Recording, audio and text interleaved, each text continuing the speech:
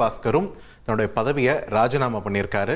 தலைமைச் செயலகத்தில் சபாநாயகர் JCD பிரபாகரை நேரில் சந்திச்சு தன்னோட ராஜினாமா கடிதத்தை MR விஜயபாஸ்கர் வழங்கியிருக்காரு.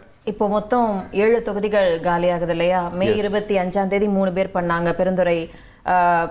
பெருந்துறை MLA பண்ணாரு. அப்புறம் மதுராந்தகம் மரகதம் குமரவேல் பண்ணாங்க. அதே போல அம்பை, விராலிமலை, அந்த வரிசையில இப்போ கரூர் MLA விஜயபாஸ்கர் அவர்களும் இணைஞ்சிருக்காரு. அதோட திருச்சி கிழக்கு தொகுதியும் காலியா இருக்கு. ஆக 7 தொகுதிகளுக்கு இடைத்தேர்தல் வரப்போகுது. சட்டமன்ற தேர்தலுக்கு பிறகு ராஜினாமா செய்த அதிமுக MLAக்களோட எண்ணிக்கை இப்போ 6 உயர்ந்திருக்கு. ஏற்கனவே விஜயபாஸ்கர், இசக்கி சுப்பையா உள்ளிட்டோர் ராஜினாமா செஞ்ச நிலையில இப்போ கரூர் தொகுதியும் காலியாகிறது. சட்டமன்றத்தில் அதிமுக MLAக்களின் பலம் 41 சரிஞ்சிருக்கு. இந்த சூழல்ல தேர்தலில் 47 இடங்கள்ல அதிமுக ஜெயிச்ச நிலையில இதுவரைக்கும் 6 பேர் ராஜினாமா செய்திருக்கிறதால கவுண்ட் இப்போ 41 குறைஞ்சிருக்கு.